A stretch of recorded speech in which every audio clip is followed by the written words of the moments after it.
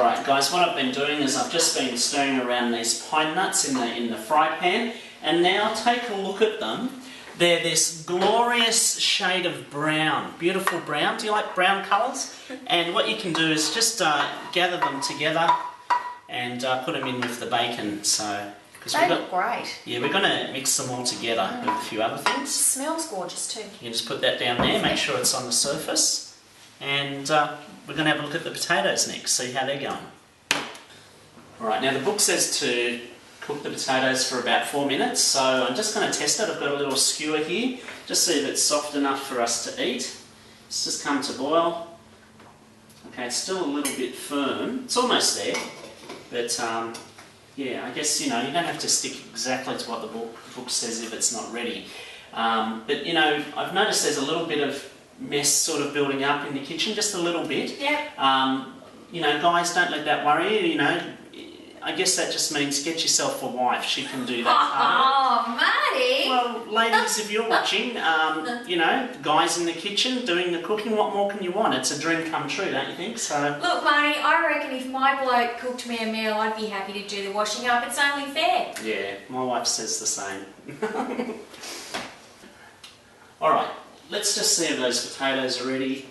Alright, I've got a big piece here. It seems quite soft inside. That seems pretty good to me. Yeah. If the big pieces are tender, then the smaller ones will be, so that's a good rule of thumb. Alright, what I'm going to do is I'm going to take this over and pour it into this bowl with holes in it. What do you call this? Oh, that's a colander, Marty. A colander. Well, guys, it's a bowl with holes in it. I'm not calling anything with food something to do with the colon. So all you have to do is pour it in, and that'll sort of diffuse the water. And just pour it right in. It'll collect the potatoes. I'll take that, Marty. Thanks. Thanks. Take this over here. Just give it a shake. Actually, you know what?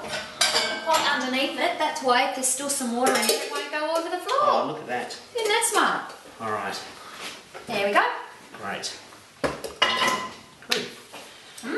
Looks good. Okay.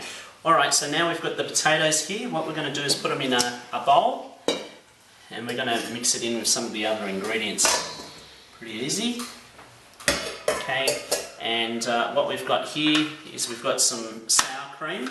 What have we got this sour cream for? Well, actually, Marty, this is a low-fat, extra light sour cream, and I know it's got a kind of Weight Watchers brand.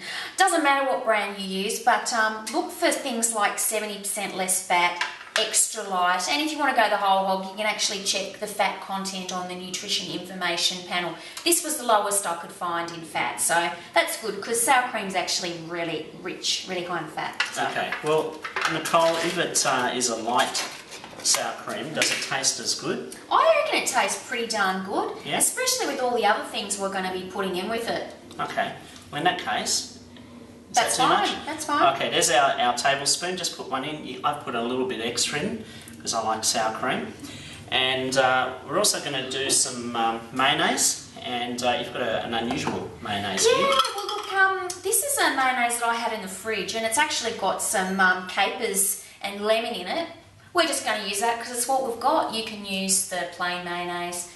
A bit of extra flavour won't go astray, I reckon. Alright, good. Well, any mayonnaise, and although you prefer a good mayonnaise. Good quality. Sure. Don't worry about that low-fat stuff. Yeah. Because the oil that mayonnaise is made from is good, healthy oil. Right. So just go with the good stuff. Yeah, and some of that low-fat mayonnaise tastes terrible. So anyway. It does, and it's really high in salt. Oh, it's really salty, and I have to add a lot of additives. So. Great. Well, look, I'm just popping that in there as well. And used a different spoon so it's nice and clean. And I don't know about you, but I like to stir. So we're going to just stir it in. Just stir keep from it way around. back, Marty. Sorry? You're a stirrer from way back. Yeah, so we're just going to mix it in. And what's that you're using to stir it with? This is called a spatula. Spatula. Because if you used a spoon, of course, you would actually kind of damage the potatoes, and you want to keep them in the right shape. So that's why you're using a spatula. Yeah, just flip it around. So it's like that. We're going to throw in a few other things, such as the chives and those pine nuts. So let's start by chopping up the chives. Alright, Guys, this is chives. We've got some fresh chives from the shop, and And by the way, I just washed them as well and dried them on a tea towel. Yeah. Good to do that. Just cut them up into very small little bits. So lots of cutting with the knife, which is fun. The recipe says to do about 2 tablespoons. So just put in enough what you think is about right. Yeah, and I mean, you can't eat too many chives, let's face it. Alright, so... That looks good, Maddie. Yeah, that seems enough for me. Yep. Is it true, if you don't have chives, you can just use grass cuttings or things like that? Well, I suppose you could use other herbs, Marty, like parsley perhaps? Okay, but not grass from the backyard. No. Alright, now here's our pine nuts and our bacon. That you prepared earlier? Yeah, we prepared this earlier, remember? So we'll pop that in. And again, now it's looking good. Yeah, smells fantastic.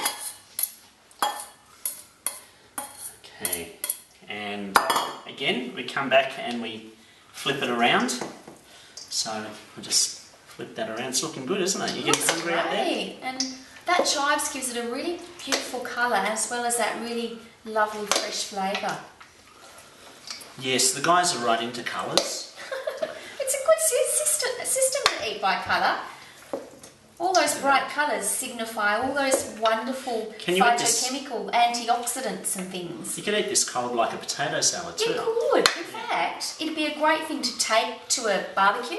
Yeah. But it's also lovely to eat warm. So yeah. Throw in some egg. You could do some chopped egg. Absolutely, that's a great idea. That would actually turn this into a lunch. Yeah. And a little salad on the side. That would be great. That's in Belly Busting Volume 2. Great idea. So here's how we're going to turn this spud side dish into a meal. Now, a balanced meal, you need to have some protein. In this case, I've cooked some steak, and it's about 150 grams raw per steak, and that's about right. And you'll see that, we'll just pop those down. You'll see I've prepared some salad and a few spears of asparagus, which are delicious and in season at the moment, so that's why we're having those. So some protein will help fill you up, but you'll notice it's not huge. 150 grams raw cooks down to about that size. And now Marty, let's bring out your masterpiece to complete the meal. Alright, this is going to be a pretty big meal if you ask me. Well, blokes have big appetites, so it's all good. Big appetites, not necessarily big guts. Yes, and this is a really balanced meal. You'll notice it's not all meat and spuds. We've got the salad as well, so that's what makes a meal balanced. Oh, that looks so good, Marty. Yum. And by the way, when you're cooking steak, you always let the steak rest before you serve it. These only took about 2 minutes on each side. Fantastic. Do I get to lick the bowl? You can get to try it and tell us what you think. Alright, okay. Here we go. Very good. Excellent. Well done, Marty. And we hope you'll try this recipe at home.